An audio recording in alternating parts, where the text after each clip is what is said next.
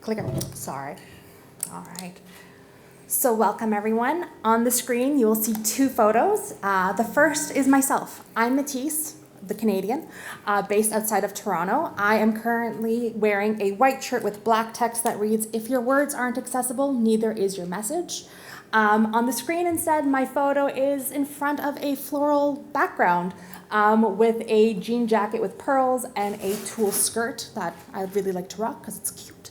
But my background in accessibility is the past 10 years working in communications and public relations and ensuring that all communicators, marketers, and advertisers think about accessibility in what they do.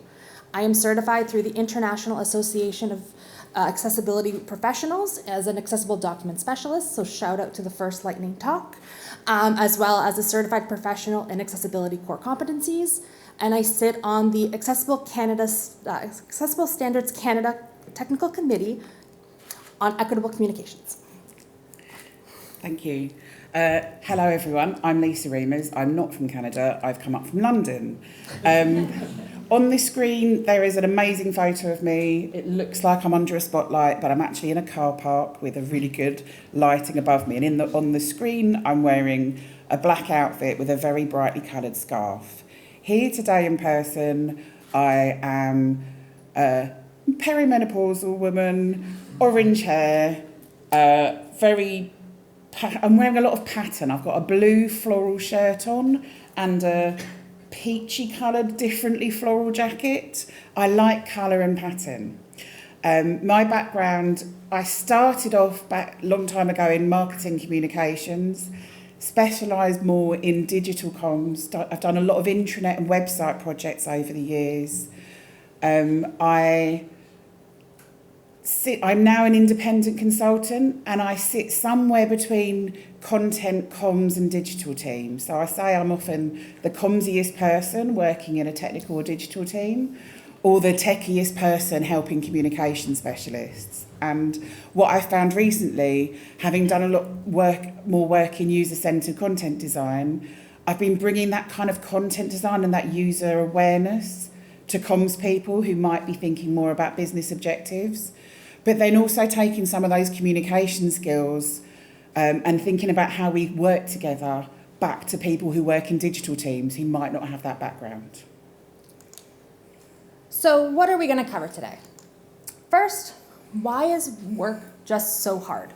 We're going to talk about some things that we think about and how can we get better at it. And thinking about what happens when we are the users. When we think about internal communications, it's talking to each other and talking to ourselves.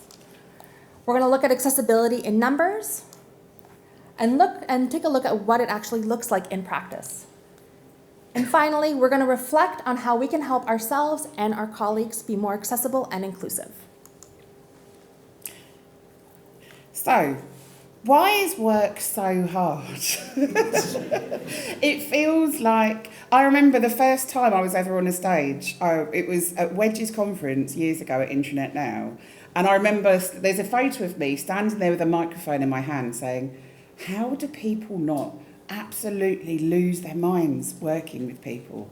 Like, it's a challenge, especially if you're the only person that does what you do in your organisation. How do you stay sane?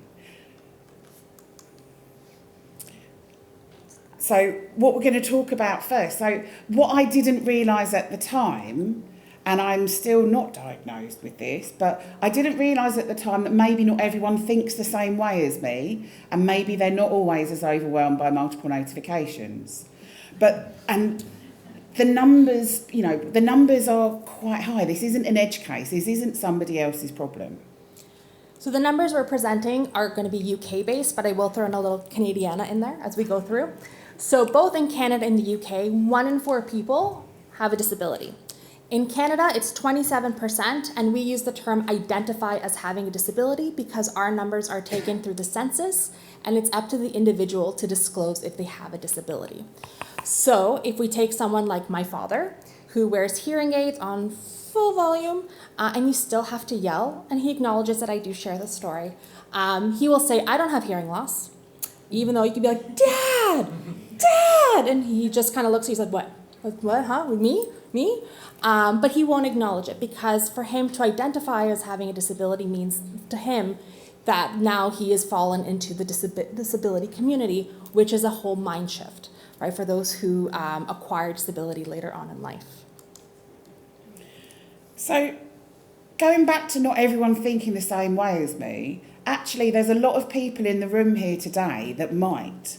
Over half of people who work in technology either self-identify as or have actually got a diagnosis to say that they are neurodiverse. And that's compared to the actual percentage that's reported by employers as being about 3%. Now, over half compared to 3% shows the difference between people's lived-in realities and what they might be comfortable sharing with their colleagues and with their employers.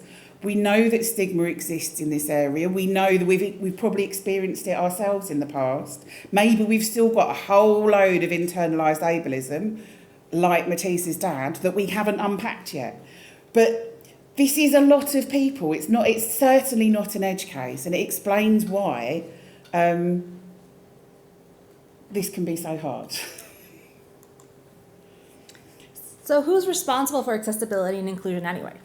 Typically, when it comes to accessibility, people will say, oh, that's the web team's job. That's the subject matter expert's job. When in reality, it's everybody's job. We all play a role in creating a more inclusive and accessible society and workplace. So if you're writing communications, we are looking at language. We're looking at the words we're using, just similar to the last conversation around the numbers and how do we write them? Do we provide context? If we're the designer, are we using color contrast? Are we sharing information in a way that is clear to understand? And if, you are the web person, are you making the website accessible? By the way, the image on this slide I'm a bit obsessed with. Matisse's mum is an artist. I didn't realise we were going to bring your parents into it so much today, but I'm here for it. If this is recorded, I'll share it with them. And so on this screen, it's a comsified version of the Spider-Man meme where everyone's pointing at each other.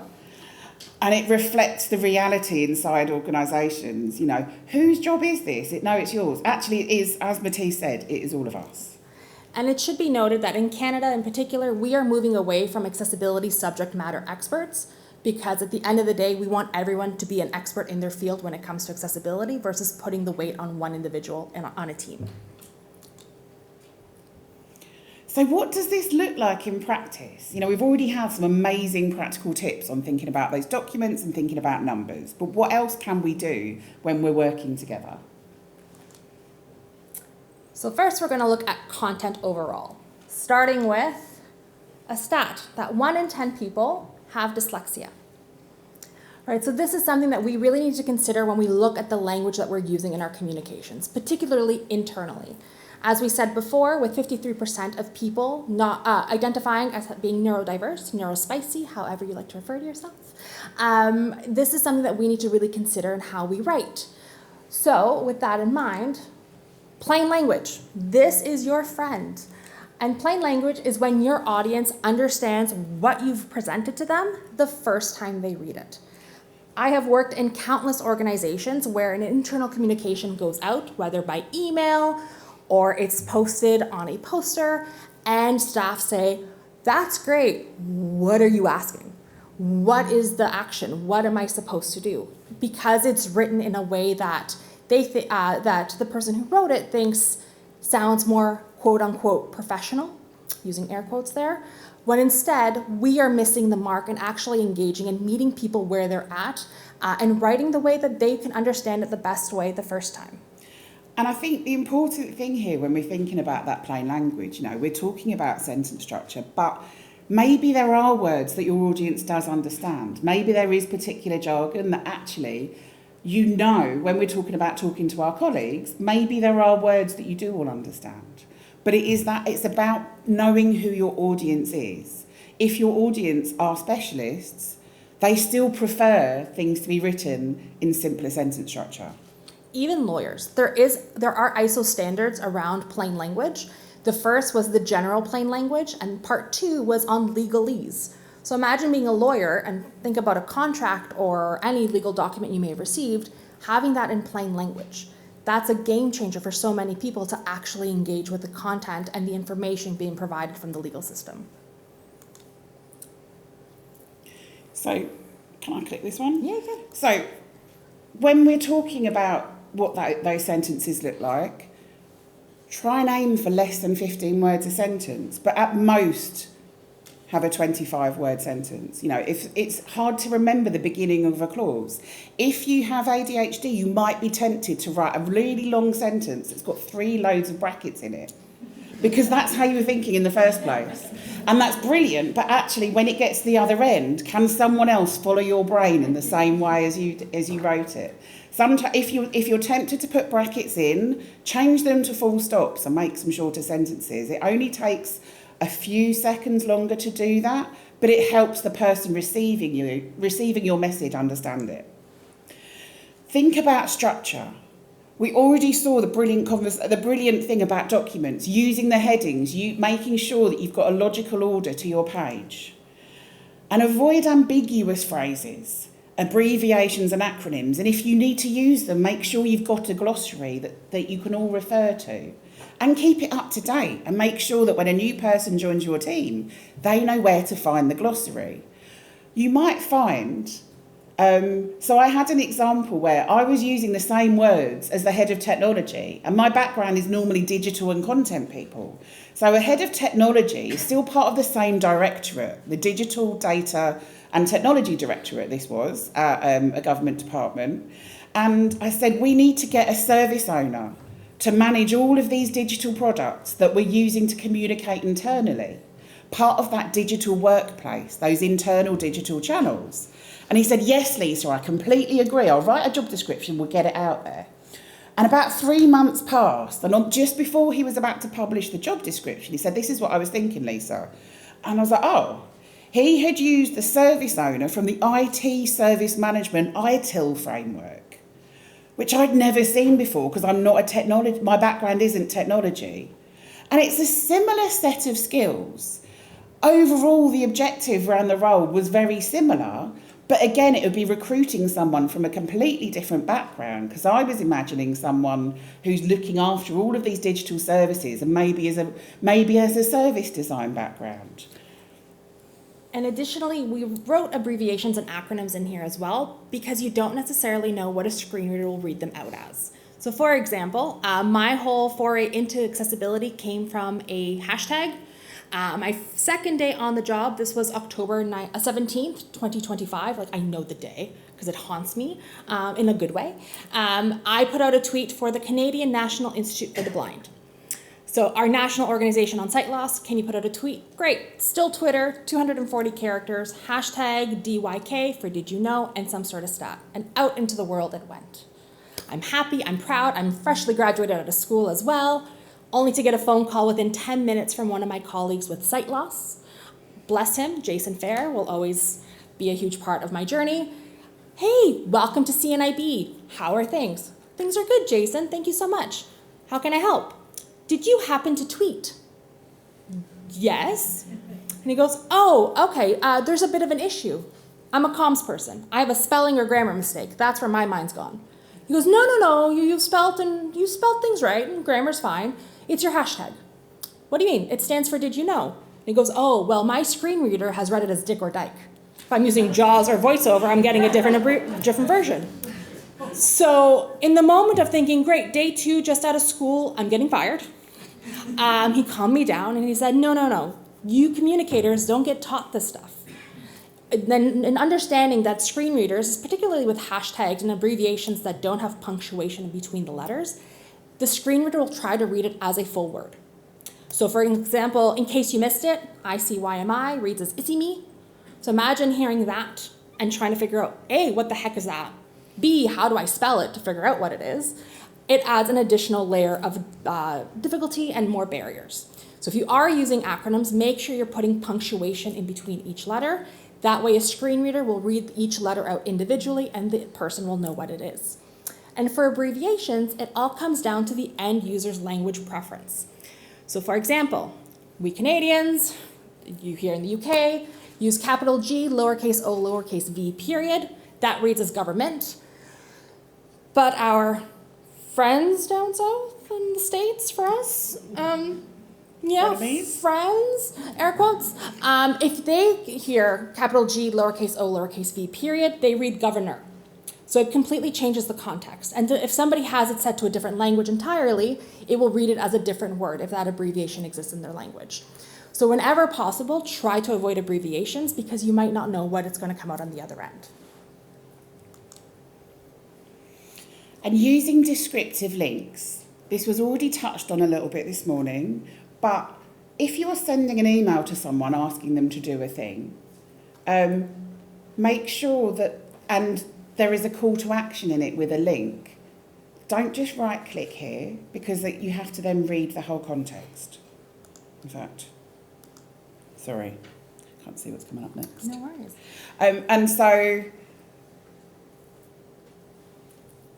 if you've got a whole bunch of text on a page and click here is written in 5 times, those links might be read out altogether.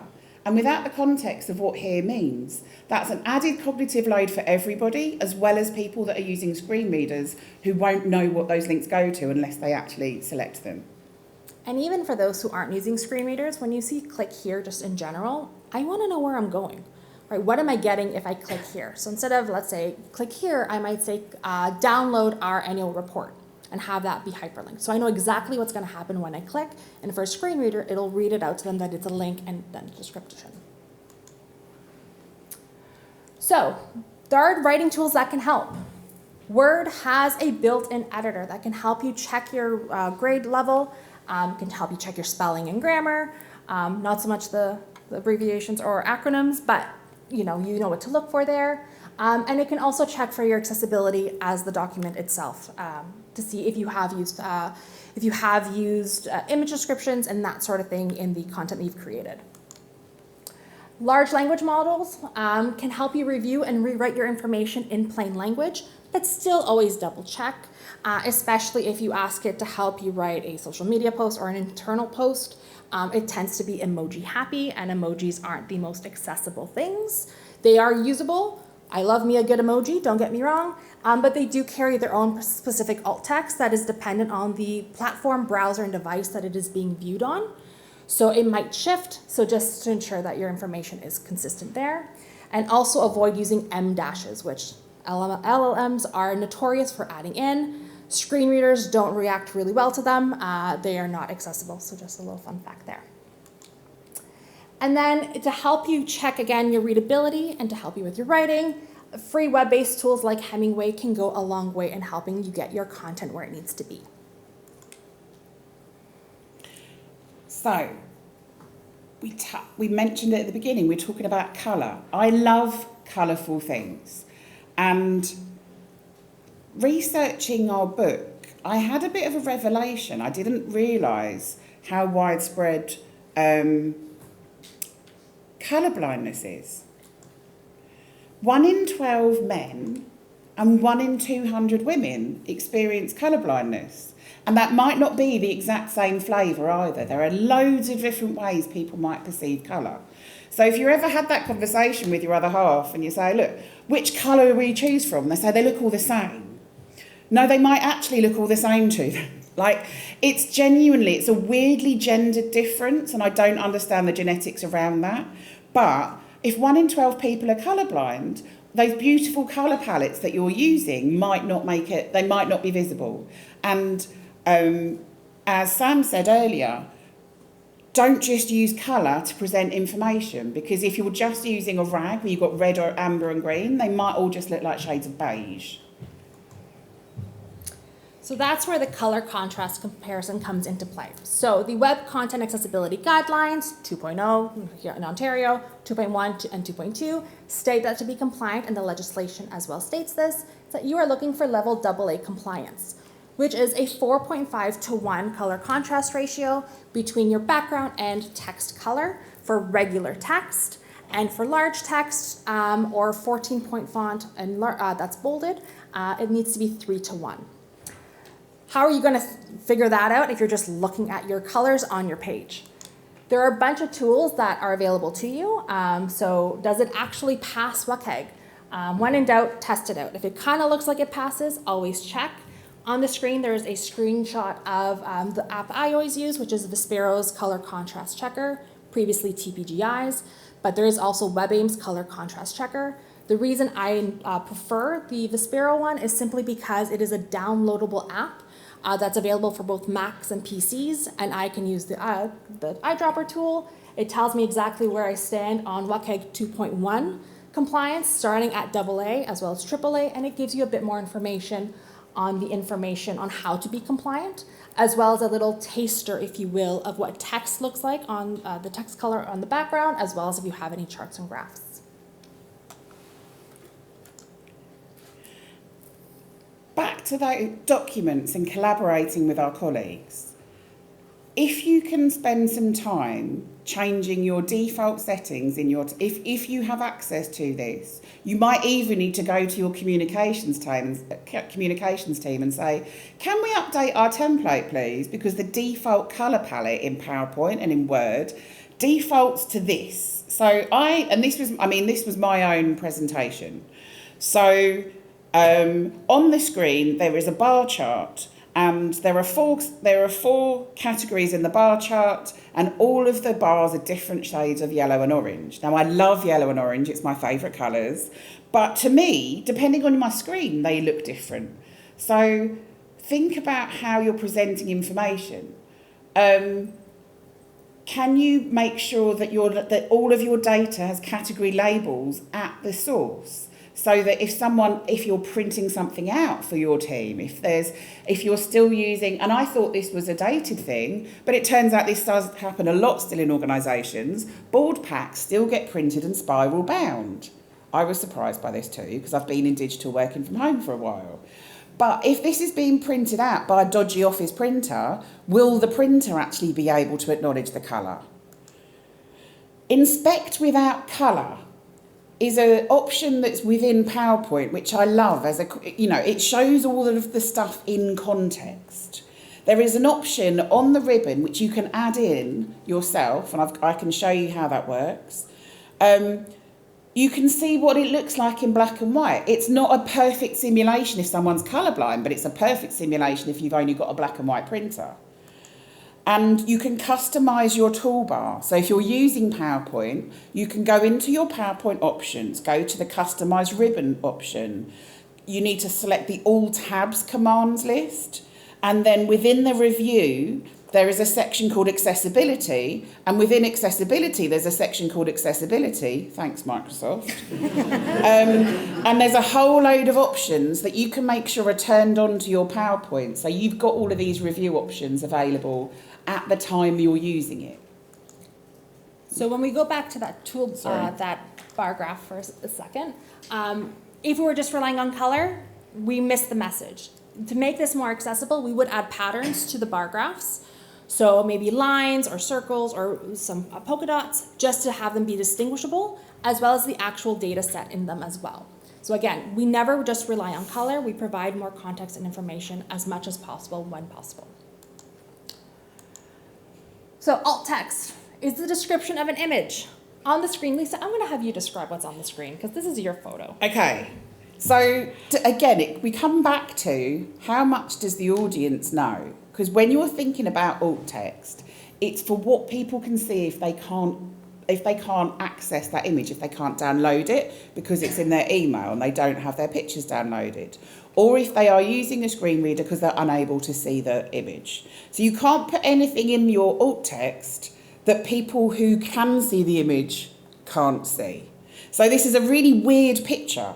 It's actually a picture of 3 donkeys, but the middle one looks a bit like a camel. So you could say, like, a good description of this image in the alt text might be 3 animals that look like they might be donkeys or they might be camels. And then in your image description that goes onto the page of the content, you can explain that. Because I don't think it is clear that this is a picture of donkeys, even though I took the picture. Maybe there's a camel or a llama between 2 donkeys. By the way, there's a link on this site, on this slide, to the Access Lab. There's a guidance page on Access Lab about alt text, which is genuinely the best thing I've ever read on it. We reference it in our book, but that alt text guide from Access Lab is so good at giving additional context. So even if you think you know a bit about alt text, have a look at it because it's great. Also, we have got a QR code at the end of our slides as well. This is one of the links available we've got a whole load of accessibility links that I've been collecting over the years. And one thing to note when it comes to your alt text or image description, those terms tend to be used interchangeably nowadays. Don't put the photographer credit. Don't put, that's not the place for it. We're seeing it more and more as people think that that's where you put information because you want everybody to access it. Alt text or your image description is just that. Describe what we're seeing. So again, filler information, promotions, things like that, alt text or the image description is not the place for it. And when you are writing your image description, context matters.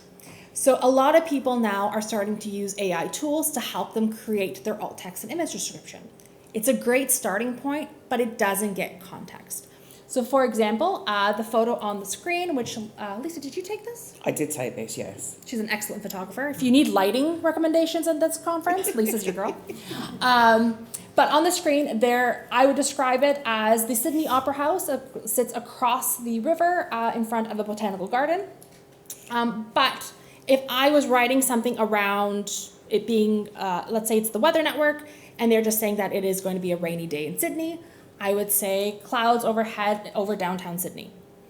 Right, my context changes depending on where it's being used. I might focus, if I'm the Botanical Gardens, on the flowers, right? Beautiful red roses. Don't know what they are. Red flowers. Red flowers. Beautiful red flowers overlook the river in Sydney, right? So something just as simple as that, but it all depends on context, right? So whatever your messaging is, allowing the alt text to match that context as well.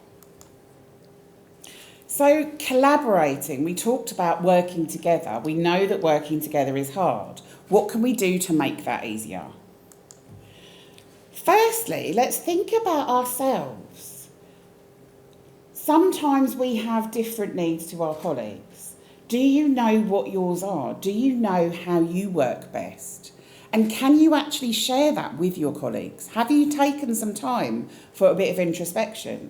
The number of times I've had miscommunications with my colleagues, with my friends, with my family, and it's like, is it them or was it me? Like, sometimes it's both of us, but there's ways we can, how do we help manage ourselves so that we can also then help manage our workload? So thinking about how you work best, maybe you could spend a little time thinking about that and maybe write something down. Write it, not necessarily now, this isn't a workshop, we've got a talk to get through. But how do you work best? What do you need? And have you shared that? So ways of sharing that could be with the manual of me. So, yeah. So the manual of, so we've got a link on the resources as well to the manual of me from Matthew Knight. You can say, I work best this. I prefer to collaborate using this. I need specific, precise feedback. Or actually, if you're going to give me feedback, can you warn me? Because I don't take it very well. You know, you can write if you're comfortable. And it obviously depends on your team setup. Have you got psychological safety in your team? Can you make that so that everyone feels comfortable sharing this with each other? If you can help contribute that, maybe you need to start that. Maybe your team's already really good at this. Maybe you've already got this on your intranet. Maybe you've got your Slack profile. Have you completed your information? Do people know where you are this week? So before we do any of that, we need to also remember that we need to be responding and not reacting. How many of you in the room, and you don't need to show of hands, although I will put up my hand, have reacted to an email instead of taking a moment, thinking about it, and then responding properly versus the rage email being like, are you kidding me? As per my last email, under bolded and, but taking that moment to really reflect before responding. That is really important because that takes a moment for you to reflect on what's going on and then respond in a way that will help you navigate the situation moving forward. One of the things, and again, we did touch on this years ago at Intranet Now, and it blew me away on the day itself. But there's something really powerful about taking a moment to breathe. Now, we all know, and as soon as you mention breathing, you often hear people go, oh, I've forgotten. And people start actually breathing in. One of the best exercises I've ever learnt is trying to count to 10. And I'd love you all to try and count. We're going to go as far as maybe 5. And we're going to start with 2. And we're going to breathe in for 2, out for 2, in for 3, out for 3. And it's a lovely little reset that you can do in the toilet, you can do at your desk, you can do it before you respond on a video call, you can do it before you send that email. But let's start. So we're going to go in for 2, out for 2, 3, 3. Sorry about the ASMR, maybe we need more of it. In for 4.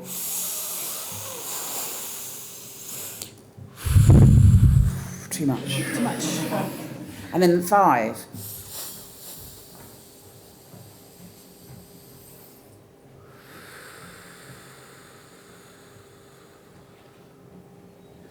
Now, I've managed to get whole rooms of 17-year-olds doing this before they're going into their exams. And whilst a lot of people in the room find it super awkward to do it with me, I can normally see a couple of people who are really actually listening to it. And you might be able to hear the change in my voice. That was like less than a minute of breathing, and my voice has come down in my body more. I feel more grounded, and I feel like I'm in a much better position to be able to actually respond and not just fly off the handle to my colleagues. So going back to that manual of me and letting your team know more, that manual of me, what do you need to ask and what do you need to do? Lisa brought it up before, but a part of this is filling out your profile. So no matter if you are on Slack, Teams, Google, any of these platforms, they allow you to create an actual profile for yourself. Fill it out, let people know a little bit about you. Heck, it could even include maybe your favorite TV show as a way to connect with other people. Update your status and out of office information. I have a client who is notorious for not letting me know when he's out of office, and I'm sitting there going, I'm waiting for an email. He goes, sorry, I was just out, surfing somewhere. I'm like, great. You have 20 emails from me. If had I known, I would have waited, right? So just updating that information. And blocking out time in your calendars or diary to focus on what you need to get done. Think about your day-to-day calendar. I know mine before I traveled over here for the last 3 days was literally meetings from 8:30 a.m. to 5 p.m. Back to back to back to back to back. I had no time to actually get work done, so I worked in the evening. I should have blocked time in my calendar to really, really give that time for myself to not overwhelm me. Lessons learned for sure. And on that, if you find that people aren't respecting that in your calendar and they can just see it as focus time, call it something else. Like, call it a meeting, give it a meeting room number. Like, if you need to be stealthy with it, you can be. Like, you could block it out. You can even block it out with one of your colleagues. Say, right, we're both going to have a meeting about this, but actually we're just going to sit down and do the work and not be on a call. So the basics you should know about yourself. My working hours are. Do your colleagues actually know what your working hours are? My communication channel preferences are. Is it Teams? Is it an email? Is it a text message? Is it just swing by my desk if you're actually working in office? I add value to teams by. Can you answer that question? You'll convince me to get on board by, and it's not just, buy me a coffee. It's actually, how can you do that? I mean, that might be the way. As a Canadian, it's very much a way, yeah. The best way to give me feedback is, as Lisa mentioned earlier, and then how do we work in and with the wider organization? It's really adopting that culture of boundaries and working together. So what do we use and when do we use it and why? Making sure we're all on the same page so that we understand where to find information and how to connect properly. And so that's thinking about going back to the kind of internal collaboration. Why are we using Teams? When do we use Slack if we're using Slack? When do we actually need to use email? Do we have a shared understanding within our team where we're saving our documents? Is this documented anywhere? If you are using Microsoft Teams, you could add a tab in your team that has all of this outlined. So that people say, where's that document again? Oh, it's in Steve's OneDrive. No one can get it because he's gone now. Like, are you sharing your documents and saving them in the place that other people are able to see? And so again, how does that apply to your team? When everybody has their own manual of me and you know how everybody works together, you work better and more collaboratively. So we've got a bit about having better meetings, and I'm very aware that we're getting close to the end of our time. So I don't want to run through it too fast. We've got 2 minutes. So we're talking about good meetings and having good timing within our meetings. What are we doing before that meeting? Can we share our slides ahead of schedule? Nobody likes to be ambushed in a meeting. Sometimes this is about presenting in, like, maybe it is about that, but you need to, if you can't do it in advance, you need to give people time.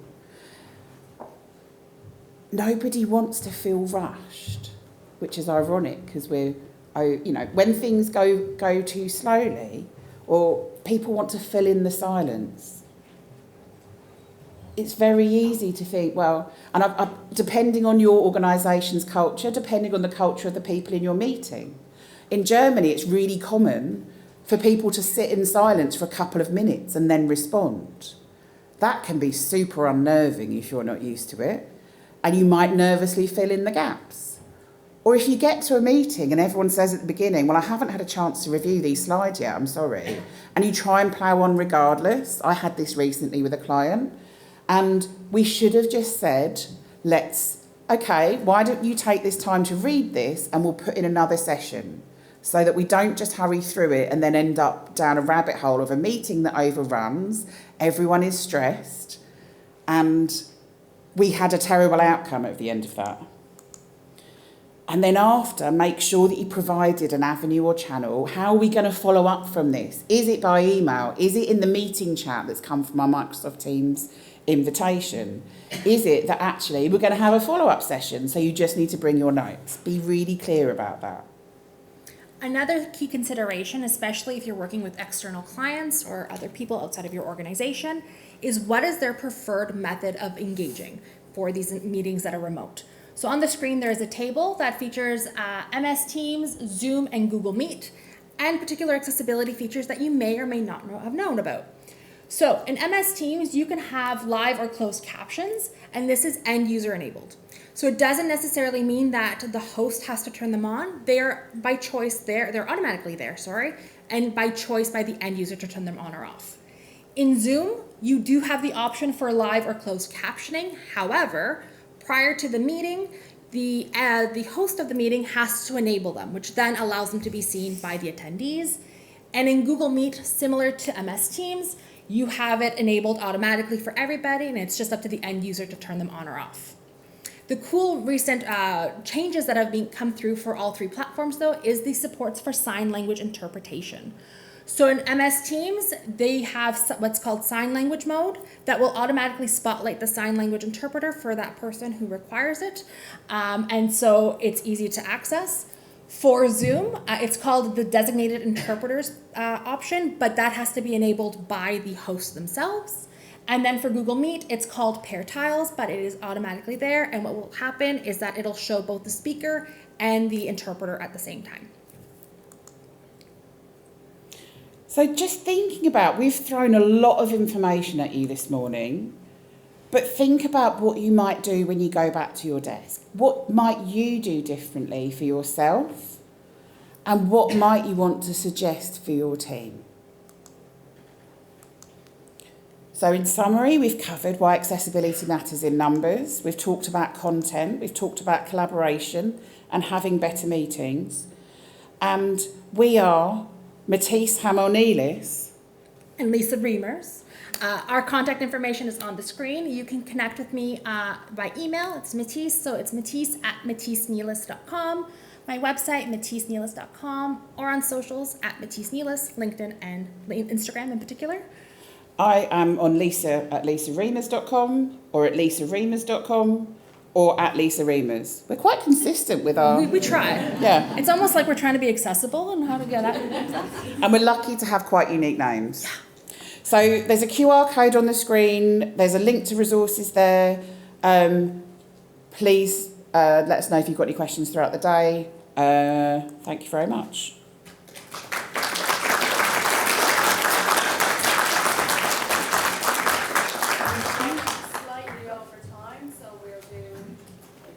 One question. We have got a few questions on the Slido, if that's that's okay.